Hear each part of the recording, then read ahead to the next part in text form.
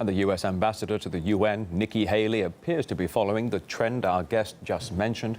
The envoy slammed Russia for alleged meddling at the 2016 election, an accusation being made in America for almost a year now that's never been supported by any concrete evidence. But Haley went even further, alleging the Kremlin was engaged in warfare against a vast number of countries.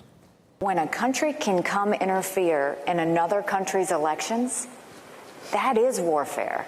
It really is, because you're making sure that the democracy shifts from what the people want to giving out that misinformation. And we didn't just see it here. You can look at France and you can look at other countries. They are doing this everywhere. This is their new weapon of choice. Why are Americans anti-Russian, and why have we done the sanctions? Well, don't interfere in our elections and we won't be anti-Russian. And Nikki Haley is not alone in firing accusations at Russia, with one of the loudest critics being the very person who claims she lost the election due to Russian meddling.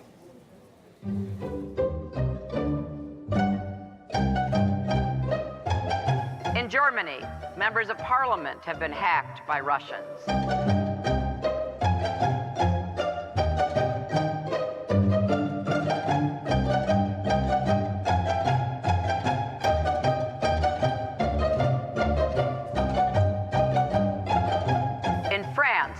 Macron's campaign was hit by a massive cyber attack just before their presidential election.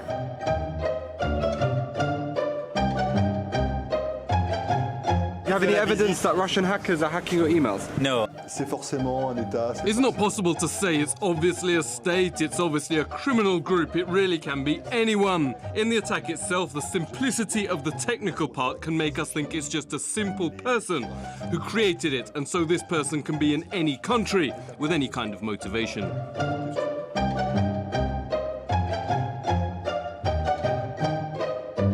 Maybe you've even seen the ads in the London Underground from one Russian state-funded propaganda source bragging, "Watch RT and find out who we are planning to hack next."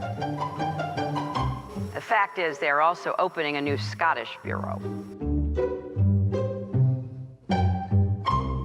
All she wants to do is continue to blame other people and continue to cast doubt. And she accused Russia of causing discord in the United States, but really in the speech that she gave recently, she actually cast the most discord by saying that it's everybody else's fault and the government failed and it's Russia's fault that she lost. And nobody's even claiming that Russia cast votes for people. Americans made the decisions that they made. So I think with Hillary Clinton bringing up Europe, that was her attempt to say, I'm not just blaming Russia, it isn't just baseless, they've done it elsewhere. There are some voices of the American public that actually are saying they're sick of it. They don't want to read it anymore.